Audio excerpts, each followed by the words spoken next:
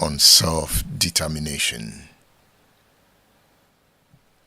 We have engaged ourselves toward the ideas of nationhood. In the last 2 weeks, we have delved deeper into understanding how Nigeria's been able to conceptualize of Nigeria's founding fathers. We've looked at what happened in Oyo State House of Assembly when some separatists invaded the House of Assembly. Oduduwa objective is to bring prosperity to a people in dire. It's another way to say self-determination. So when we say a state of our own, are we talking about secession? We will answer those questions in the course of the program. I will be featuring 2 prominent scholars. They will define self-determination. In fact, we have titled this edition A State of Our Own because of this work. You can see it. This work is entitled A State of Our Own. It is a robust lecture on self-determination. A lecture delivered by Professor Eghosa Osaghae. I'll talk about this lecture. So the lecture is now in the form of a book. So the title of this book is A State of Our Own.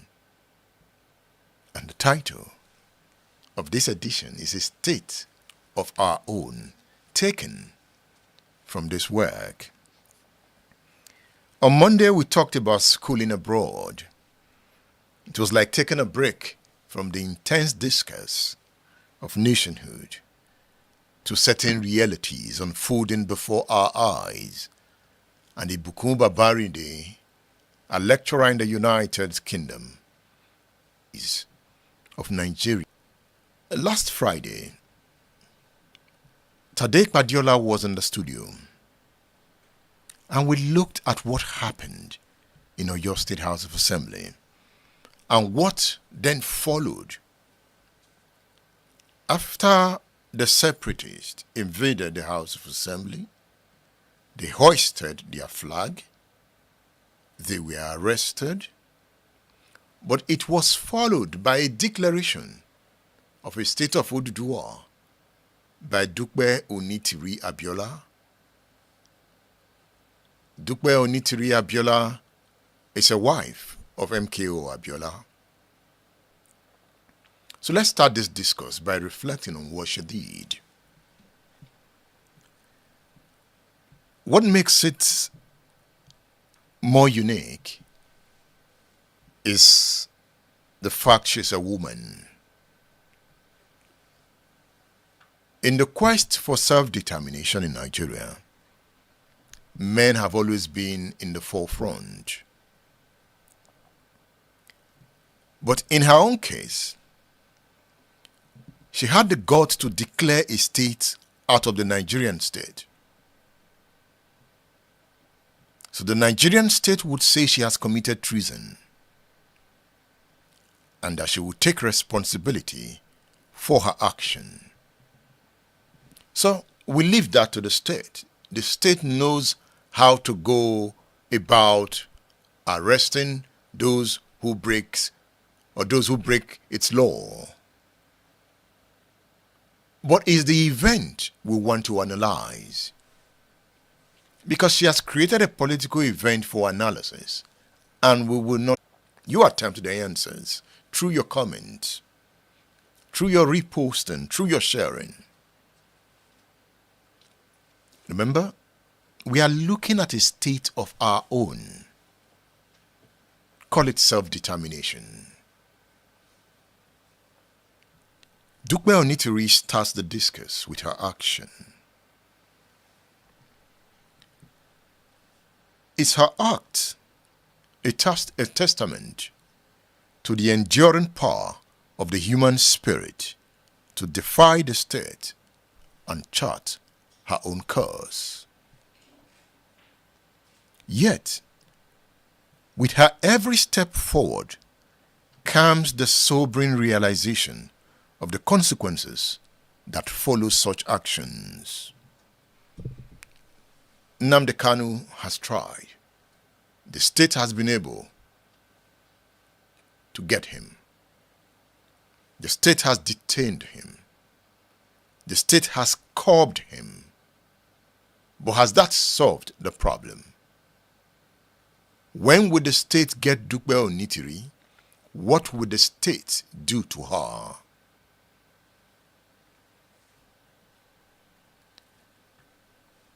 The state, threatened by her assertion of independence, brands her as an enemy, casting her into the shadows of dissent and resistance.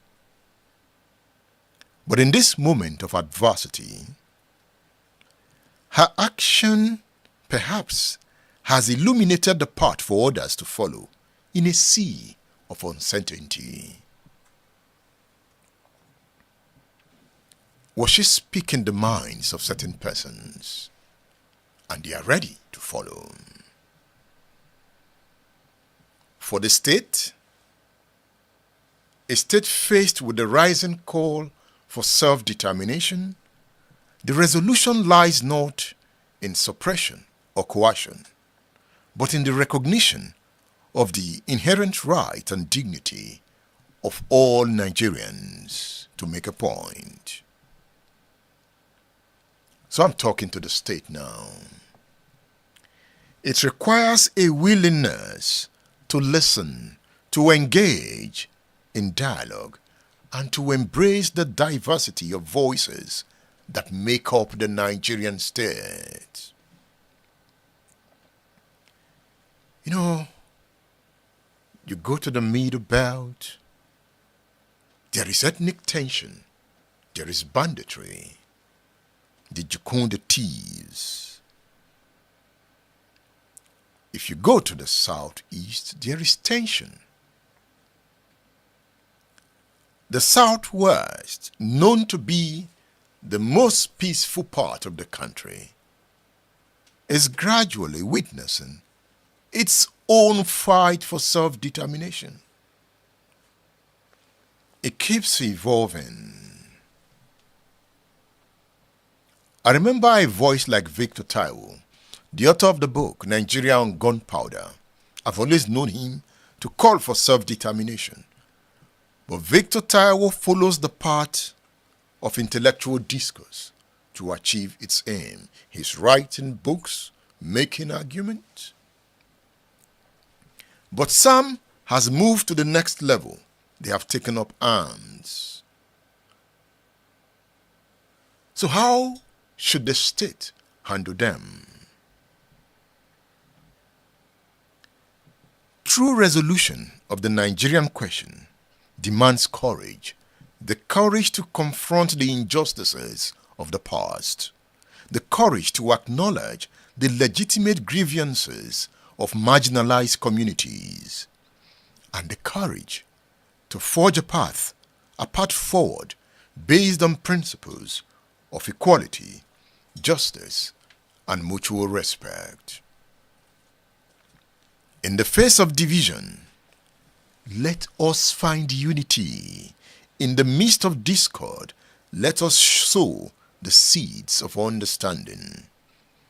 And in the shadow of conflict, let us cultivate the fruits of peace.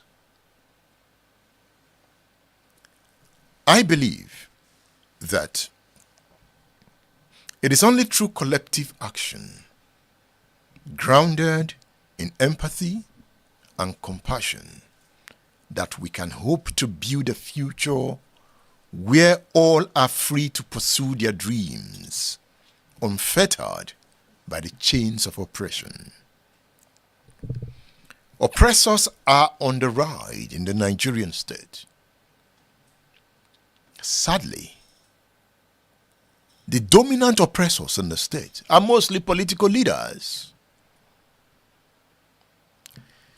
So when political leaders are oppressors, the call for self-determination will continue to rise. Now let me look at Dupe Onitiri. Let me look at her. If you listen to the interview I had with Dupe Onitiri in 2013, I was asking her what her personality is like. Because when I visited her in 2023, I saw a very calm woman, relaxed. She says she likes privacy. That privacy gives her that energy to think deep and act. Let's hear her voice. State Affairs with Edmondo Bilo is live.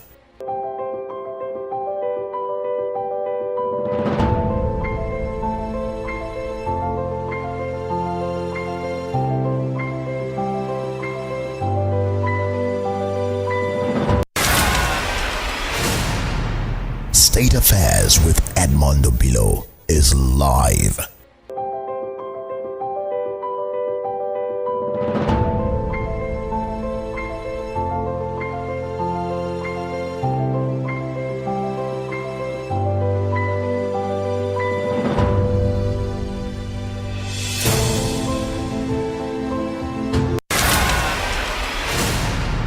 State Affairs with Edmondo Bilo is live.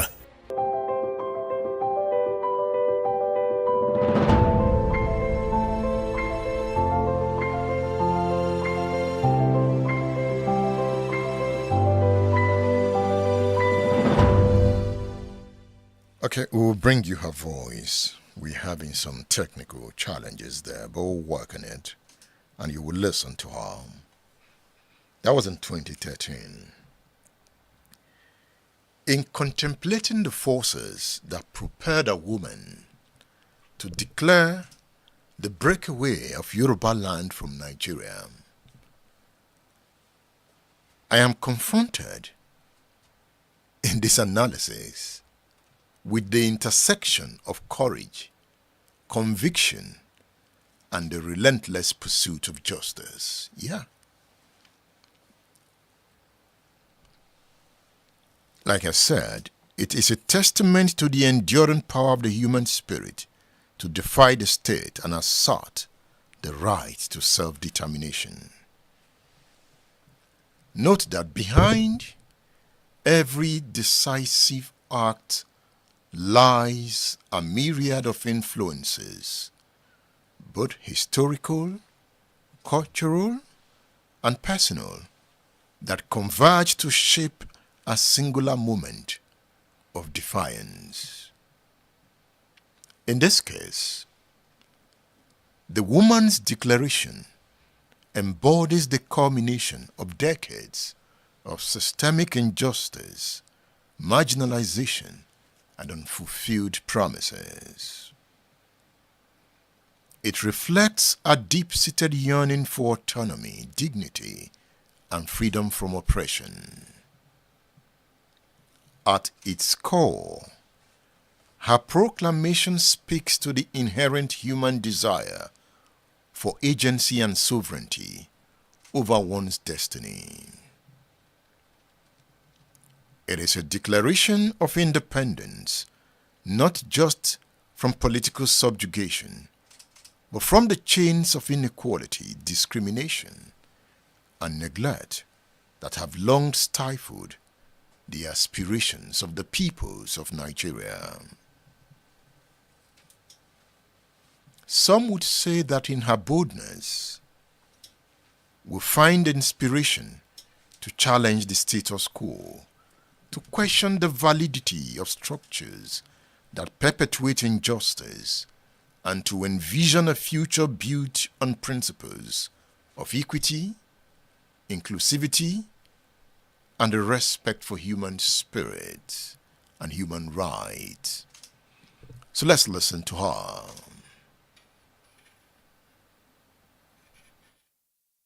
A man of the people.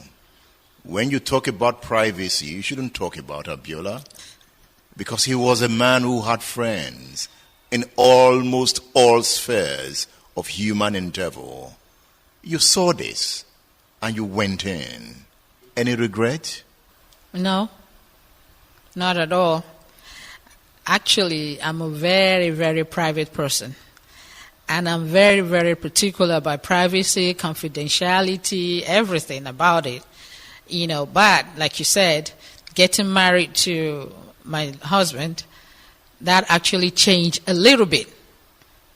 Because I made it a point with him, my privacy is very important, and I'm not going to, compromise on that. And that was why, actually, when I got married to him, after the wedding and the marriage certificate and all those rings, he said, you have all those, you're going to stay outside. I said, no, I'm not going to live inside the house. I don't want, you're going to infringe on my privacy. I'm going to stay outside. And he was like, you won't have the respect. If you live outside, people will know you're properly married and I've done what I'm supposed to do on, about marrying you properly. I said, doesn't matter to me. But I'm not going to go through the process of infringing on my privacy. So because of that, I actually lived outside of the house. I didn't Was it about privacy, or you were scared of that traditional polygamous affair that runs deep in our veins? Yeah, it's still privacy because, polygamous, I knew I was going into it anyway. And, I think it's destiny because I wasn't prepared for it, but at the end of the day, I went into it. I knew I was going to polygamous system, and I didn't like it. I know what it is, but it's different because my father also had, more than one wife, and, you wouldn't even know, who is the mother of this one. But with the rich people all over the, the continent, it's always different. So I knew I was going to polygamous system, but I wasn't going to compromise on my privacy at all. State Affairs with Edmondo Bilo is live. Yes, that's Dukbe Onitiri, the woman that has provoked the Nigerian state. Dukbe had the guts to declare a state out of Nigeria. President Tinubu is looking for her. She will be arrested and faced trial, I hear them say. She has committed treason, they say. That voice was in 2013. And I have sat down, I am writing about what happened that day after the interview. Because after the interview, I sat down to discuss with her. I'm recollecting, trying to describe what I saw. But I must say, I'm not surprised. Because that day, she appeared like a woman with enormous gut. She has taken on the state. We'll wait for the state to act. But for those that invaded the Oyo State House of Assembly, the state has arrested them. They have been taken to court. And among them were 5 ladies. Among those arrested were 5 ladies that conspired with men to invade Oyo State House of Assembly, and they hoisted the flag. They put down the Nigerian flag and hoisted the flag of a new country. They dared the state. Let's leave the daring and face the analytical aspect of their actions. The state will handle the daring. It's about a woman and the quest for self-determination. It reflects a deep-seated yearning for autonomy, dignity, and freedom from oppression. It's about the future. It's about a state of our own. Some would say that in her boldness, they find inspiration to challenge the status quo. Some would sing that in her boldness, they have found the courage to question the validity of structures that perpetuate injustice. But I'm asking you, will her move serve as a rallying cry for all who dare to dream of a world where every individual is empowered to shape their own reality, but not to declare a state out of a state? But beyond the act itself, what are the lessons to take away?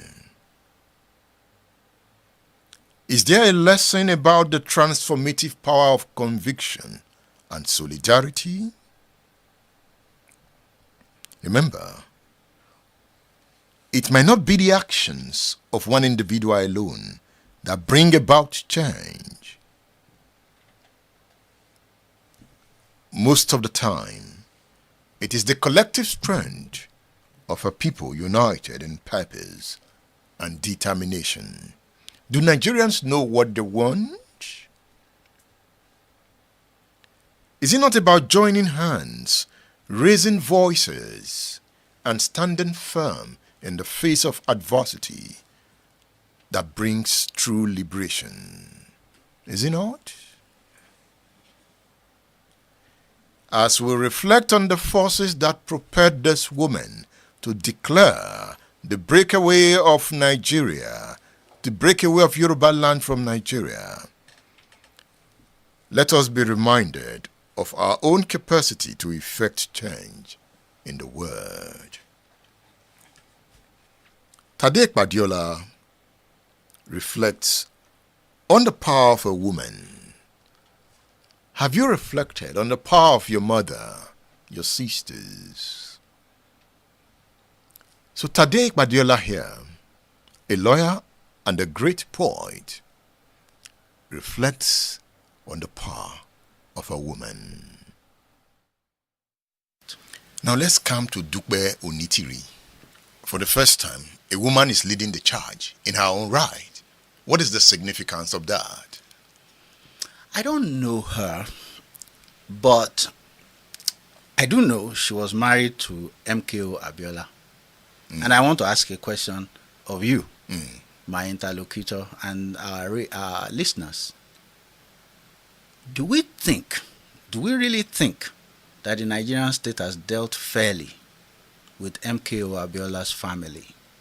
If the answer is yes, then we should condemn this woman for leading the charge, however misguided it may be. But if the answer is no, then we should actually sit down and retrace our steps. You know, I had the opportunity to have like a 3 hours discussion with her. Indeed. Yes, it should be about 9 years ago. That's far back. Yes, I went to her house somewhere in Ikeja, in Lagos. I had an interview with her, a 45 minutes interview with her. But after the interview, I wanted to know more, you know. This time the mics were in the bag. So we sat down to talk. You know, I was able to see her pain, her notion of the state, you know. So when I was watching her in that broadcast, I began to reflect on that discussion. In fact, I went back to listen to the interview. I'm not surprised. I'm not. Well, here is the thing. There is a difference, as Nigerians, especially from the Yoruba-speaking part of Nigeria, are finding out. There's a difference between Emilokan and Awalokan. And I would say that has ramifications for aspirations such as what we have just seen. As you have pointed out, we've not acted actively seen a woman lead the charge in this way before. If I were to advise those in charge in Nigeria, I would say be very careful. Because when you go through history, whether it is European history, Asian history, Latin American history, even African history, anytime a woman is involved, the temptation is to think that you can dismiss what you just witnessed as inconsequential. It will be a horrible mistake. That is the lesson of history. The Romans found out with Boudica in what we now call Britain. The Roman machine swept through Europe, went as far as Asia, in fact came to Africa. For one woman in Britain, which is in the heart of Europe, said, I think we have to put a stop to this thing. And she succeeded. So I would say that the Nigerian state needs to be very careful. Again, we saw what a woman did in the state of Israel. There has been no leader like Golda Meir since. There is a certain element that they bring that I am afraid the male figures don't have. It's one thing for a man to send his sons to war. It's quite a different thing for a woman to send her children to war. What's the difference? The difference is that men tend to be flippant about it. But women are never flippant about sending. They are the ones that bore the pains. They know. You know that the Yoruba culture, just like the Roman culture or the Greek culture, have certain similarities. One of those similarities is that before men go to war, they do something. They consult old, experienced women. Of course, they have different names for those women. Some people call them seers, some call them witches, whatever name you want to call it. But this is the practice in Greek culture. This is the practice in Roman culture. This is the practice in Yoruba culture. You know why? It goes back to that thing that a woman is likely to tell you the bold, plain truth. Are you going to succeed? She's going to tell you. Are you going to fail? She's going to tell you. And again, the biggest temptation is to say, nothing will come out of this. State Affairs with Edmondo Bilo is live. That's Tade Badiola reflecting on the power of a woman, using Dugbe Onitiri Abiola as a case study. While many women have historically contributed to peace and diplomacy, there have been instances where women, through their consciousness and brilliance, have played significant roles in leading their countries into war. Tade Badiola mentioned Golda Meir of Israel. She was the Prime Minister of Israel during the Yom Kippur War in 1973. She played a central role in leading her country's military response to attacks by Egypt and Syria. While Israel ultimately emerged victorious, the war resulted in thousands of casualties. But Golda Meir was celebrated for her ruggedness in protecting her country as Prime Minister. In fact, Golda Meir is the real action lady, the Iron Lady. Before Margaret Thatcher was called Iron Lady, it was Golda Meir. She went to war against Arab states as Prime Minister. And I think she's the only female Prime Minister that Israel has had. That is Golda Meir. I just mentioned Margaret Thatcher.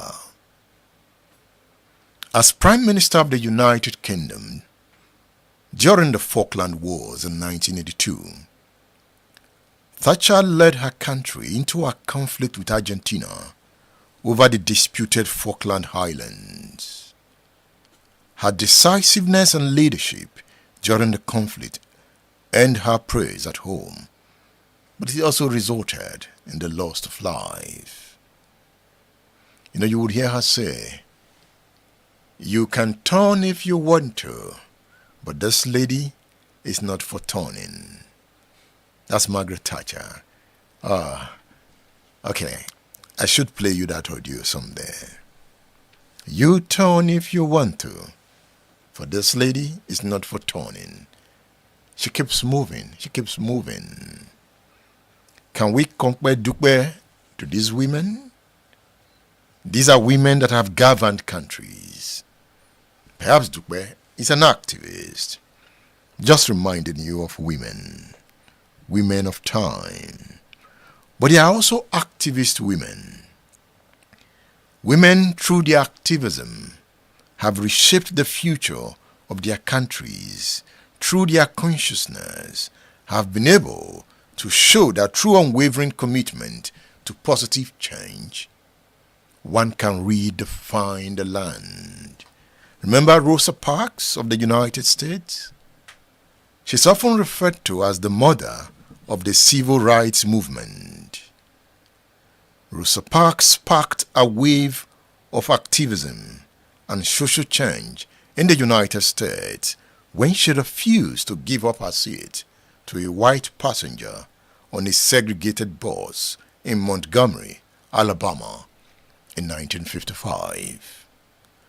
Her act of defiance led to the Montgomery Boys boycott and galvanized the struggle against racial segregation, paving the way for the Civil Rights Act of 1964. Another woman that is remarkable, in fact, she had direct influence on me, that is Wangari Maathai of Kenya. I loved her. Because of her, I visited Kenya for the first time. I wanted to go to Wangari Maathai's country to see the trees she planted. As the founder of the Green Belt movement, Wangari Maathai became a leading environmental and women's rights activist in Kenya. Through her grassroots advocacy and tree planting initiatives, she empowered women. She preserved natural resources and challenged oppressive regimes. Maathai's effort earned her the Nobel Peace Prize in 2004, making her the first African woman to receive the prestigious award. I like her. I miss her. You can also decide to study a woman like Benazir Bhutto. You remember her? Bhutto in Pakistan. Her. You see, Benazir Bhutto became the first woman to lead a Muslim majority country when she was elected Prime Minister of Pakistan in 1988.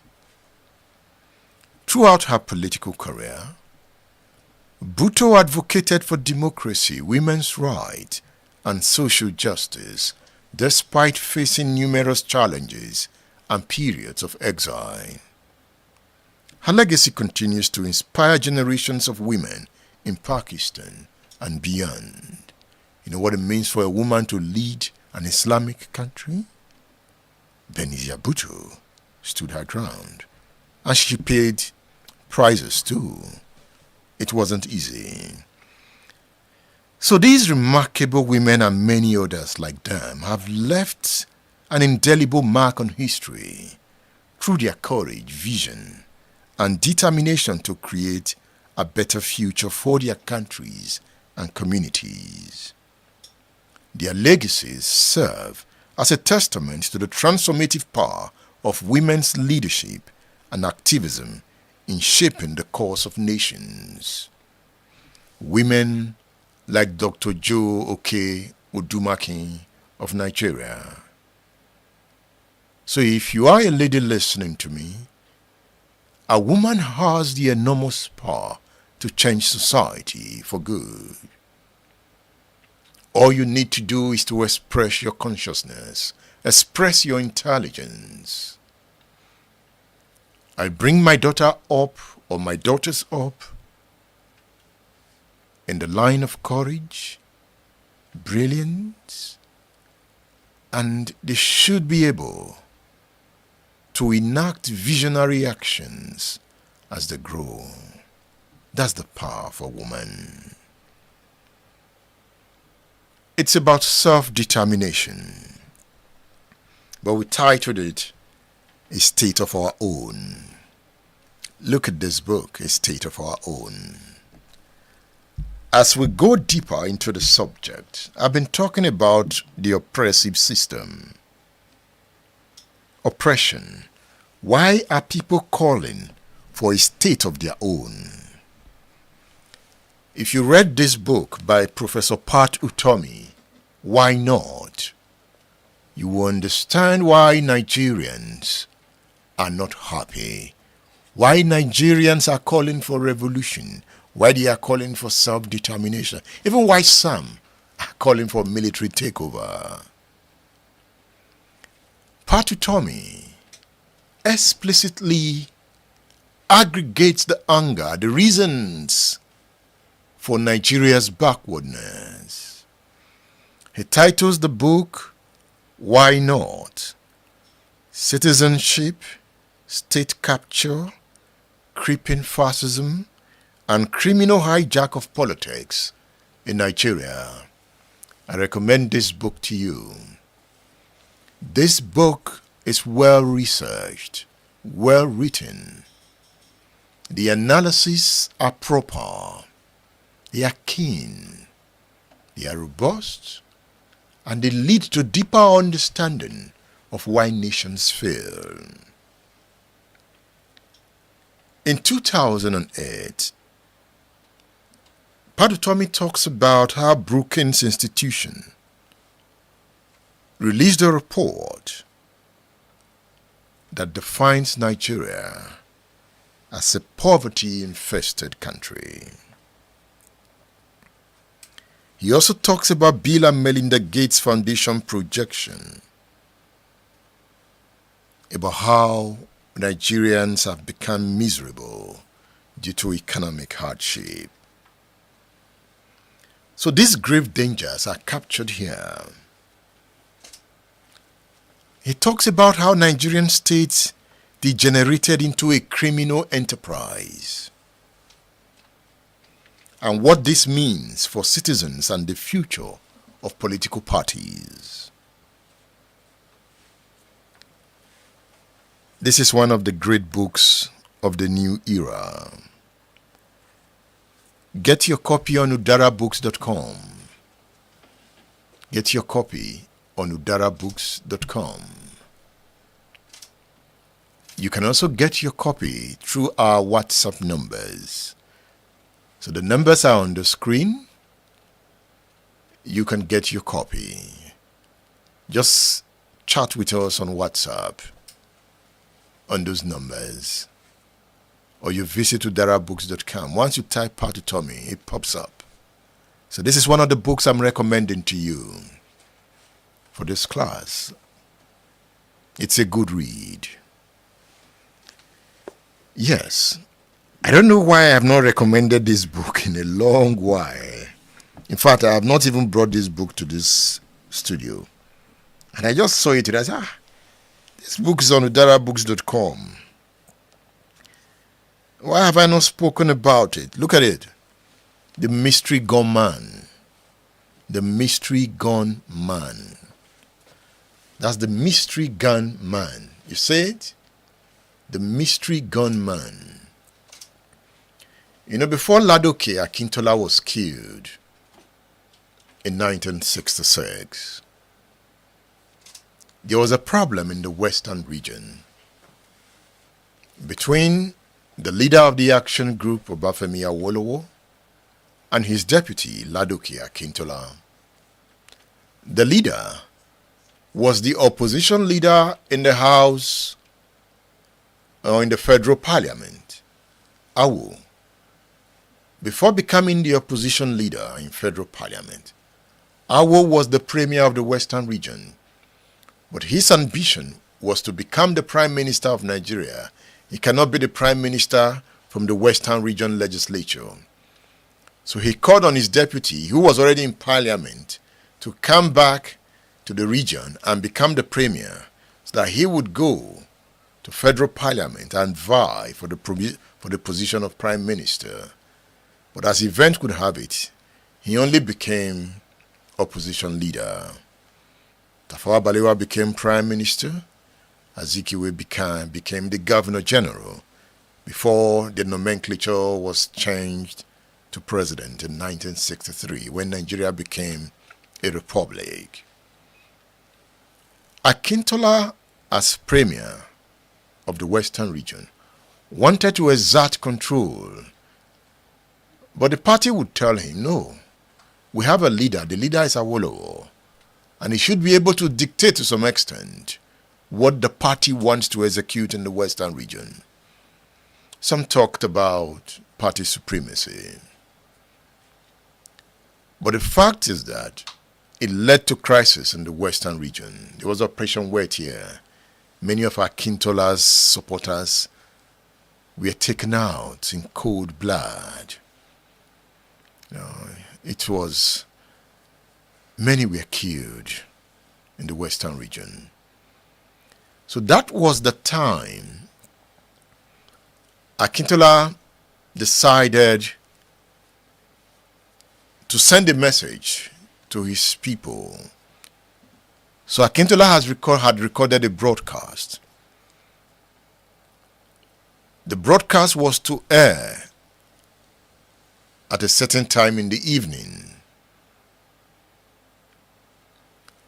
But one man went into the studio with a shotgun, arrested the studio managers, collected Akintola's tape that was to be aired, gave them his own tape, and ordered them to air his own tape.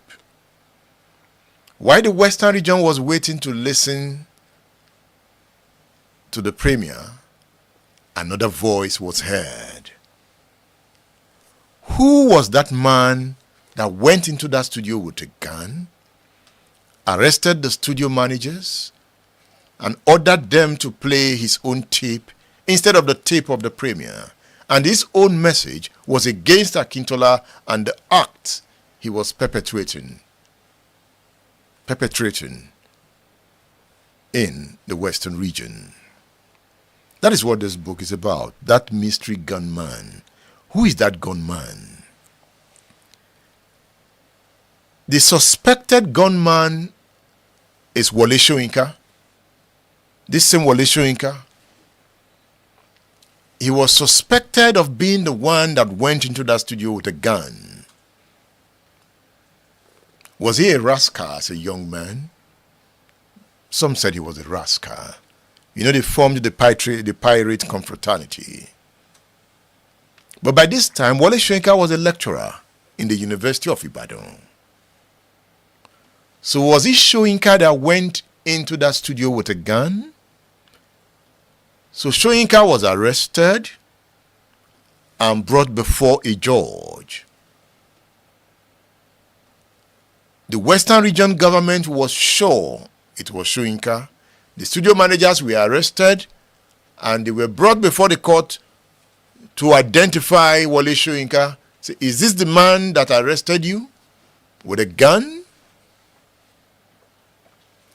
The judge that handled that case is Justice Kayode Esho. He's the author of this book. So it's from the horse's mouth. You know, it gives you blow-by-blow account of what happened. The court case, it still remains one of the most eventful court cases in the history of Nigeria. You should be reading this book. Did he sentence Soyinka to prison? You know, at that time he was a young judge and he was a radical judge. In his judgment, he said nobody has proven to him that Soyinka was the man who went in. So therefore, he concluded that the man who went in with a gun must be a mystery gunman. That is unknown. It's an unknown gunman. That's why I titled this book, The Mystery Gunman. History, Politics, Power Play, and Justice. It's also a history of the Western region. You see, get this book. You need this book. And it is written in a superb prose.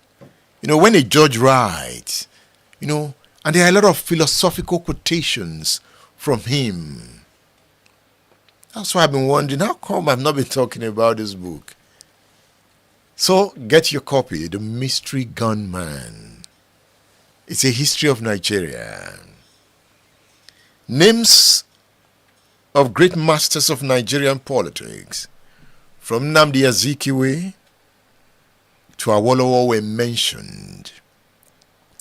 So the Mystery Gunman explores the historical background to the political, economic, and socio-cultural development affecting the evolution of the rule of law and democracy in Nigeria, and places them in their contemporary context.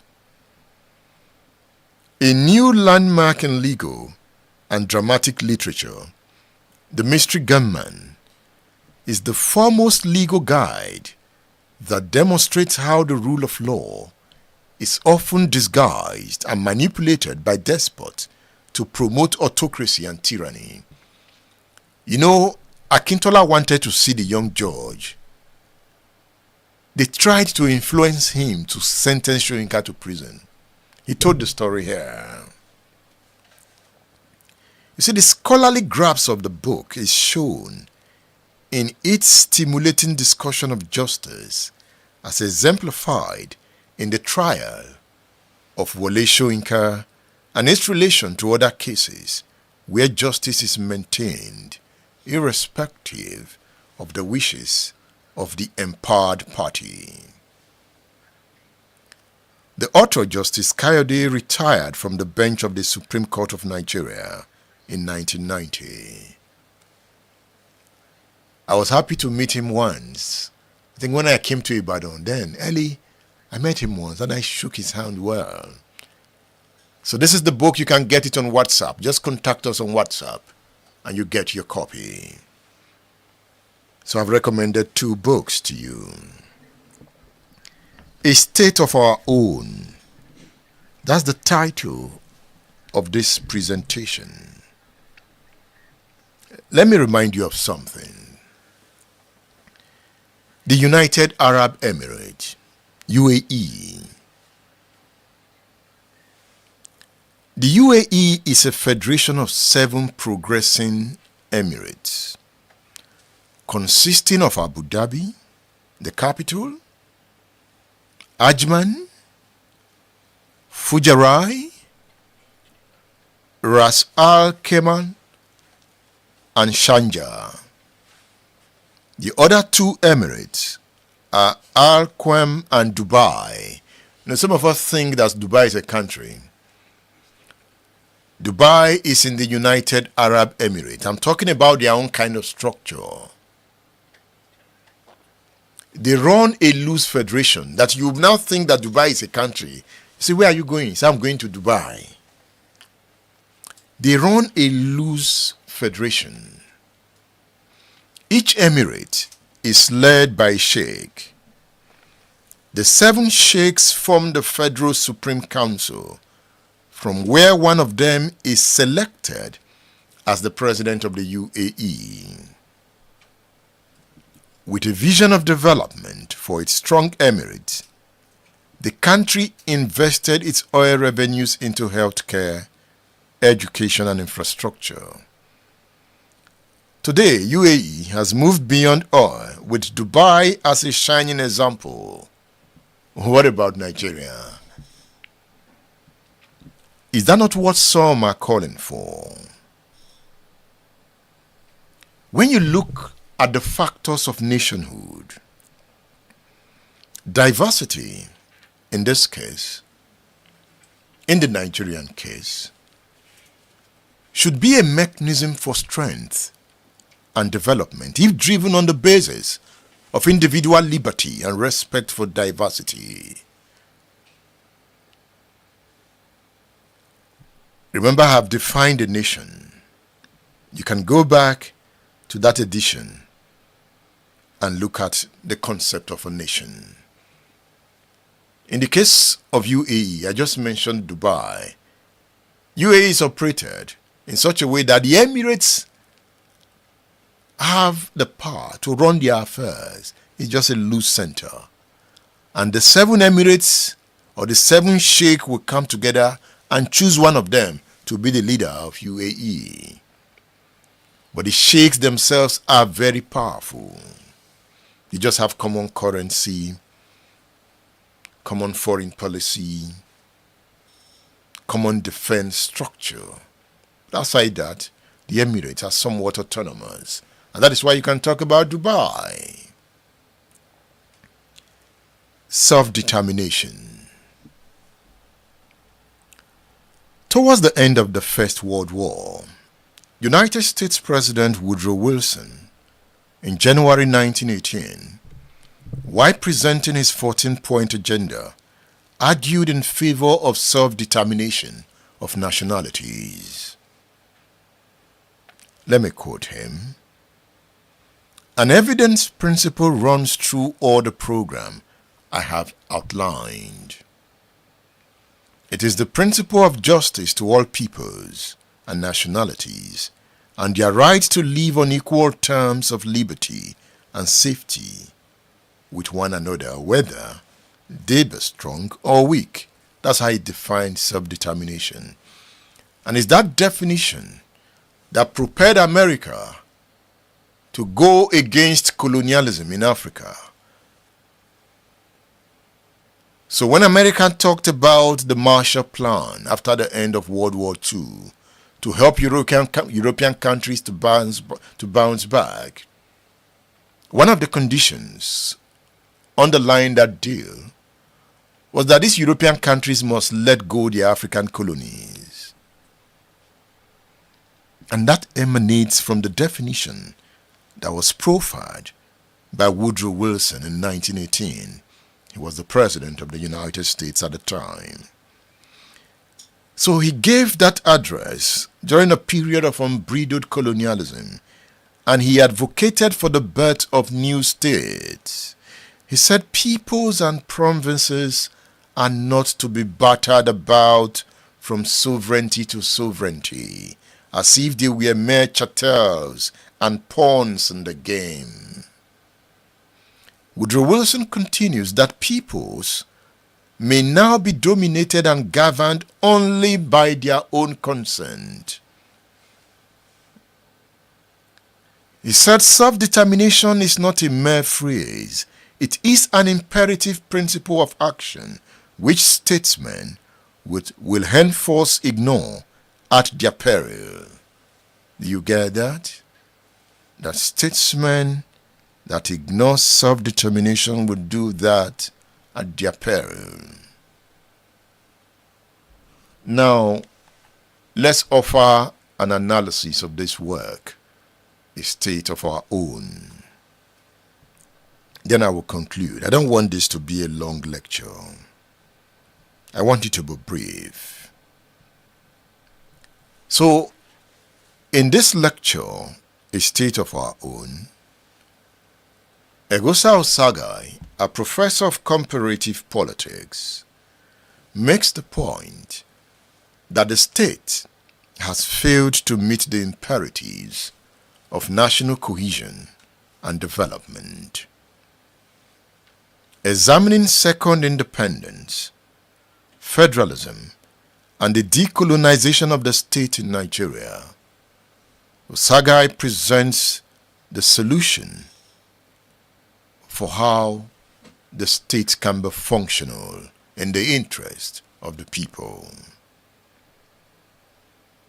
This lecture was an inaugural lecture he delivered in his capacity as the visiting chair in Commonwealth Studies at the Chancellor Hall University of London, on the 9th of April, 2014.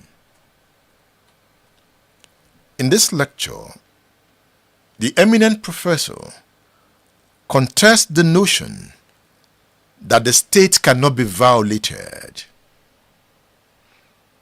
In the 1983 OAU Charter, it's inscribed there that the states of Africa left behind by the colonialists must be maintained. But as we have seen with Sudan, the state can be violated. John Garang and others led the break out of Sudan, of South Sudan, from Sudan. So that's a new country in Africa. Eritrea was part of Ethiopia. Eritrea is a country today. Osaghae argues that although retention and stability of boundaries is crucial to the existence of a state, it does not make it functional or effective in leadership. And we have seen that in many African countries. Poverty, wars. So that you keep your boundaries does not mean that you are progressing. The reason he makes the point that the problems of war, terrorism, corruption, and poverty in Africa are functions of the contested ownership of the state. Who owns the state?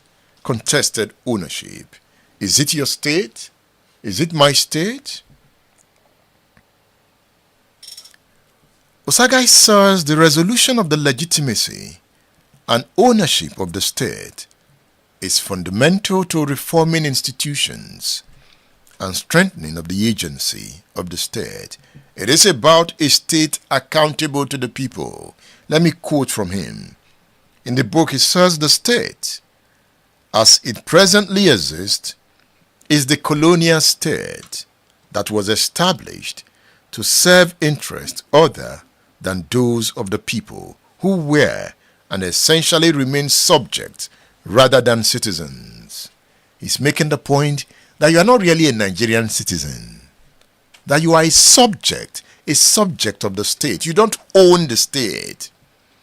Some group of people own the state, and that is what Patu Tomi has described as criminal hijack of politics in Nigeria, state capture. They own the state, not you. You are a subject, not really a citizen in the true sense of the word. That's the point he makes in this lecture.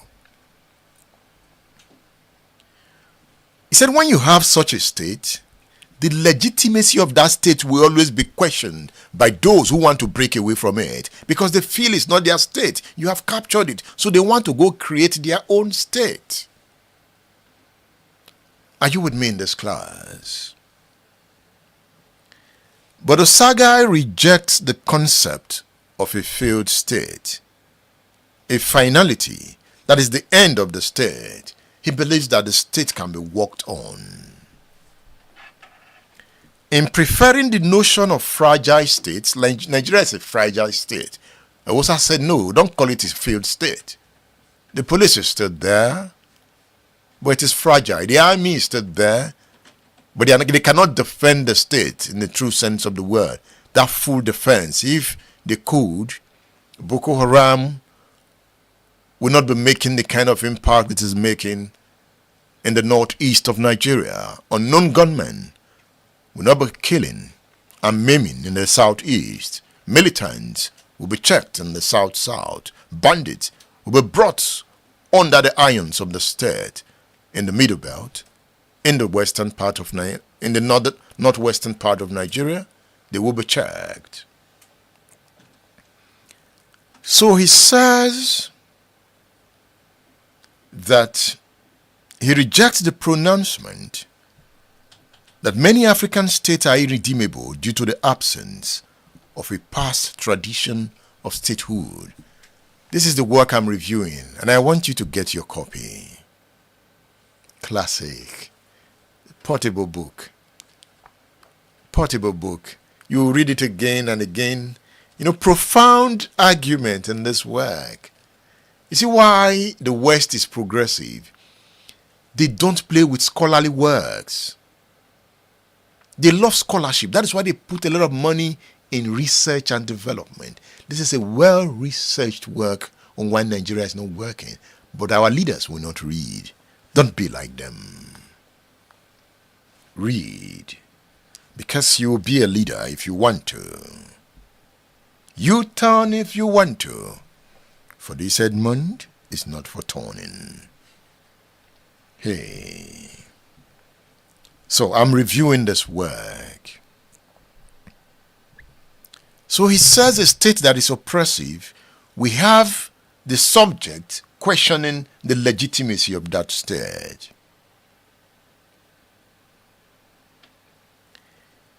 So in Osaghae's interrogation of the features of the state in Africa, he makes the point that the decolonization process in Africa is incomplete. Do you agree?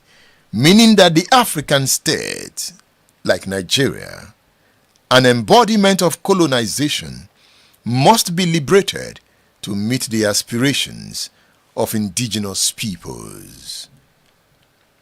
So Dukbe Onitiri has questioned the legitimacy of the Nigerian state. Nnamdi Kanu has questioned the legitimacy of the Nigerian state. Many of their followers are questioning the legitimacy of the Nigerian state.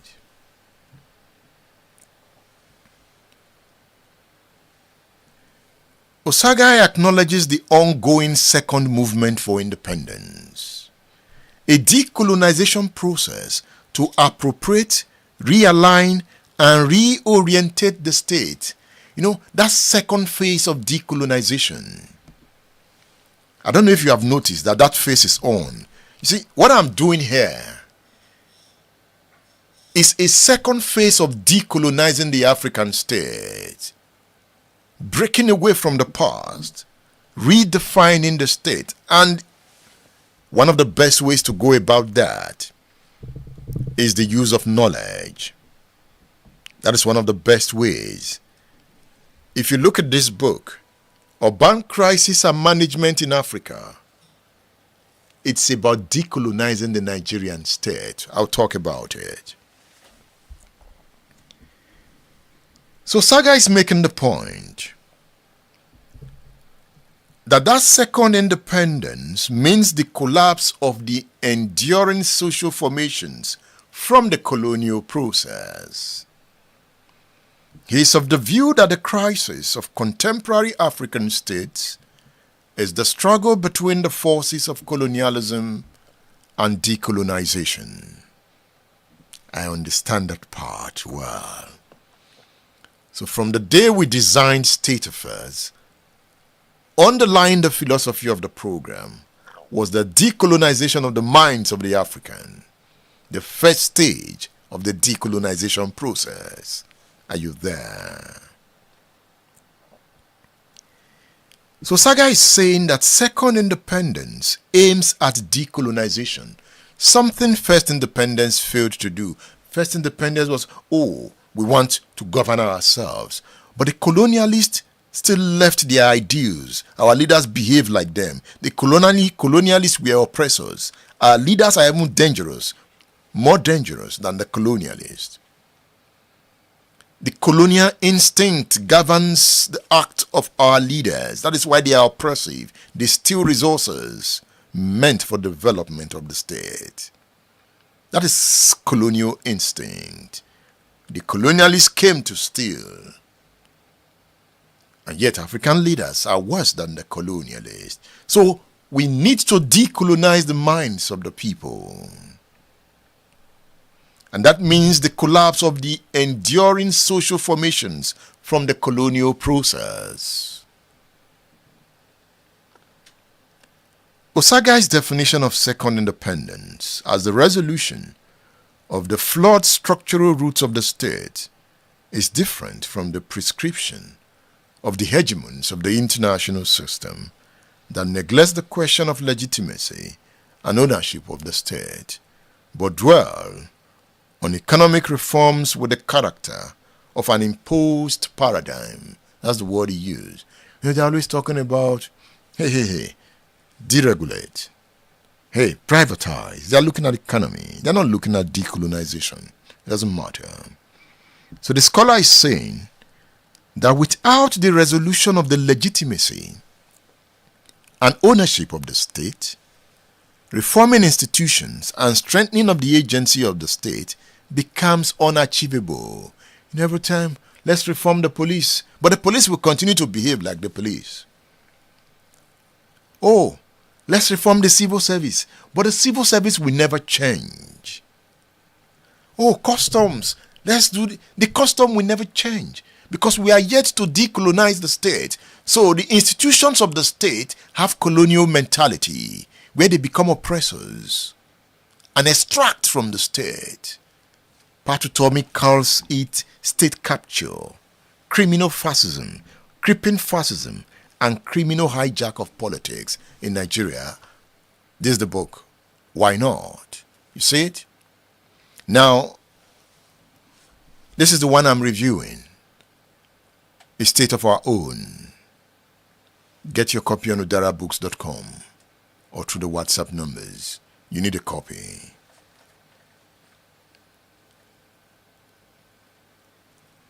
As he defines the state, he defines federalism as the most suitable political framework for decolonizing the state. It is federalism in its varieties to ensure the reinvention of the state for inclusive, equitable, and accountable development. And it is that state that the people will call their own. Let's listen to Eghosa Osaghae. I discussed self-determination with him. Let's listen to the first part of the discourse. State Affairs with Edmondo Bilo is live.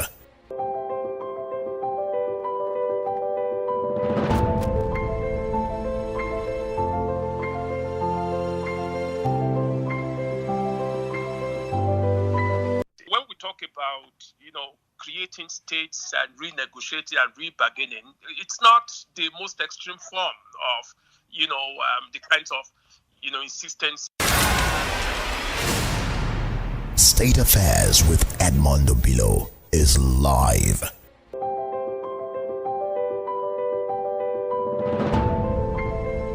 Professor Eghosa Osaghae, it's good to have you on State Affairs. Thank you.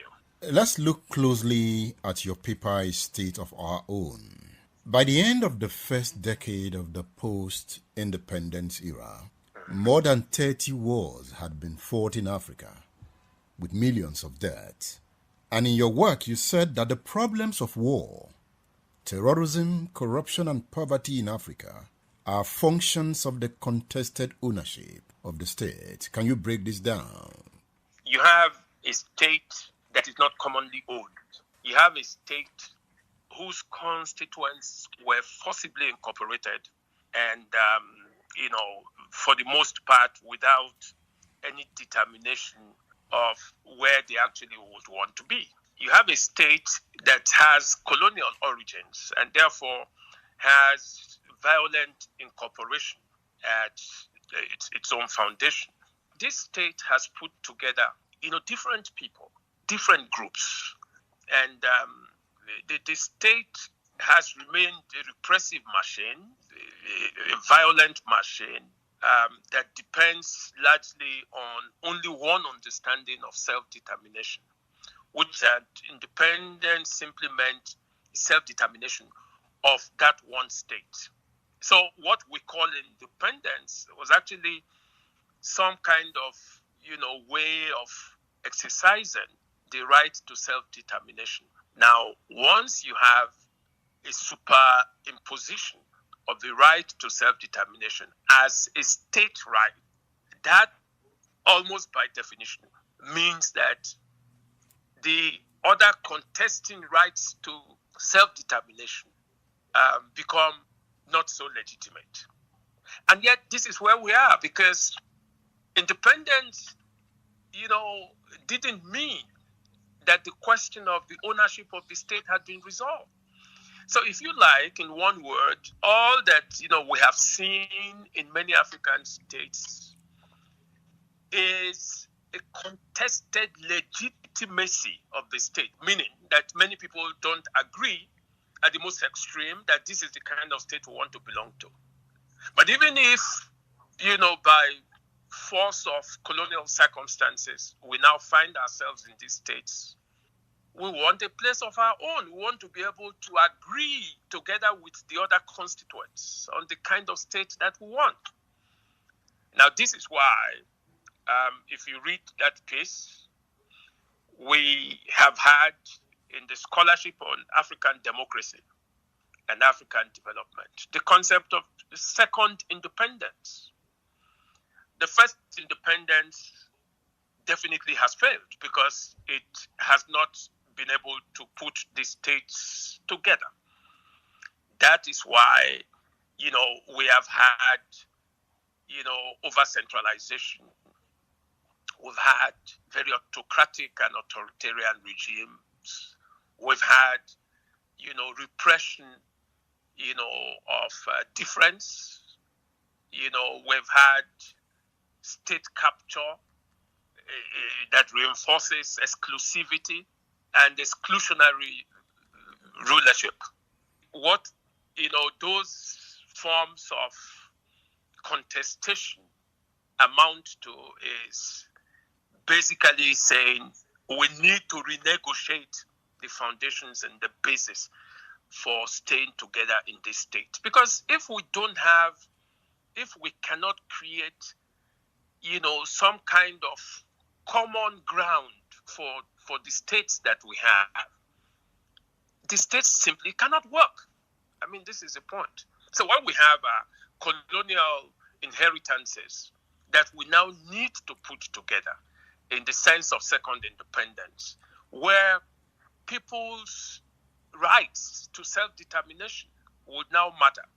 And, Ethiopia has shown one of the ways that can be done. Ethiopia has said that all of its, states in its federation reserve the right to self-determination. And the fact that they enjoy autonomy in a federal system means that you can have the space for exercising your right to self-determination. So are you saying here that self-determination is all about autonomy? Does it also include secession?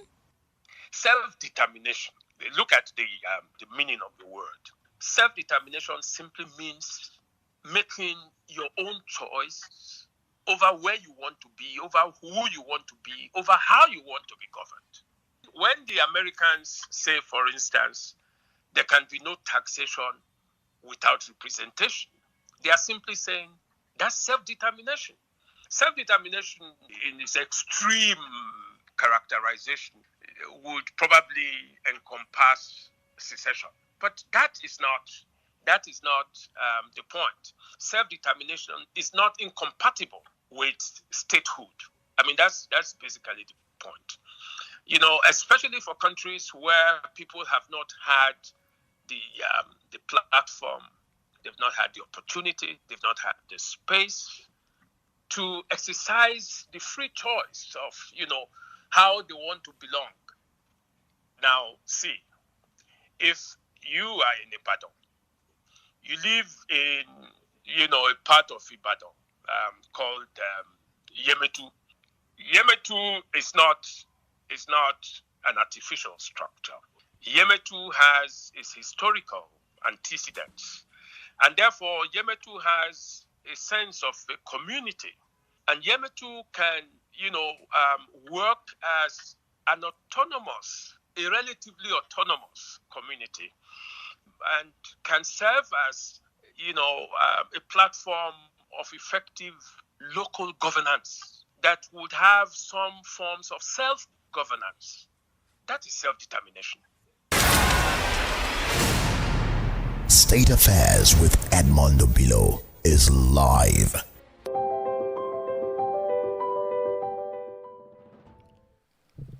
That's Eghosa Osaghae there. I will leave this discourse at that point. I said I don't want to make it long. You have not listened to the full interview with Osaghae. I also did not bring you the interview with Professor Tony Falola on self-determination. I want this class to be brief. The next class will be more detailed. I want to recommend 4 books to you. I said Urban Crisis and Management in Africa, edited by Isaac Olawale Albert and Taibat Lawanson. You see this big book? It's about Africa. Africa is rapidly urbanizing continent, largely due to the increasing rural-urban migration. The rapid growth is without commensurate infrastructure, basic services, and employment opportunities, because it is still a colonial state that does not plan for the people. Read this book, Urban Crisis and Management in Africa, revealing. You get it on udarabooks.com or through our WhatsApp numbers. Contact us for your copy. Another book I'm recommending to you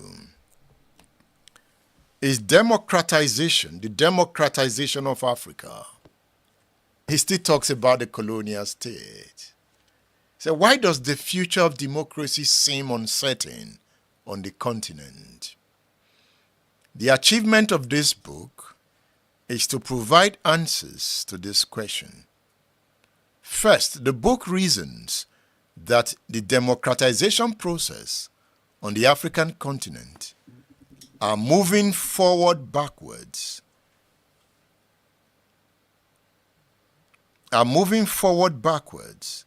In that the preconditions for continued sustainability of democracy are absent and not plentiful in almost all African nations. The authors of this work are saying that in Europe, development preceded democracy, whereas in Africa, development and democracy are being implemented concurrently in the face of austerity measures in order to induce economic growth. So the book argues that development by all counts is a precondition for democracy. Get your copy. Reading is a way of decolonizing the mind. I'm Edmond Obilo because of my power of reading. I still continue to read and read to have a broader understanding of Africa. Perhaps someday we will be in position of leadership and will have great understanding of where we are coming from, and we will reshape Africa, the African states. Look at this one. Power development and institutions in Africa. Power development and institutions in Africa. Today I brought you books on Africa because we are talking about self-determination. If you read this book, you would understand. Next week, or on Friday, perhaps on Friday, I will analyze a chapter in this big book, heavy book. You see, your knowledge system defines who you are. African knowledge system is a bit weak. We have not been able to structure our knowledge system in such a way that it will lead to mental reawakening. That's revolutionary enlightenment that drives development. That's what this book is about. The Tony Falola Reader on African culture, nationalism, development, and epistemologies. Big book. We have just 3 copies left. We have just 3 copies. Just 3 copies. It's scarce. But happy you if you're able to get one of the copies. The book is scarce, I doubt, if you can find them. I got the copies directly from Professor Toyin Falola. Or Toyin Falola's guys, his PA. His PA sent me 3 copies. So, try and get this book, the Toyin Falola Reader. I'll be back on Friday. Friday at 2 p.m. West African time. Join me then. Join me in the class of history, politics and power. I am Edmondo Bilo. Thank you for viewing. And thank you for listening for those who listen on the app, the State Affairs app. Have you downloaded it? Download it on Google Play Store and Apple Store. Bye for now.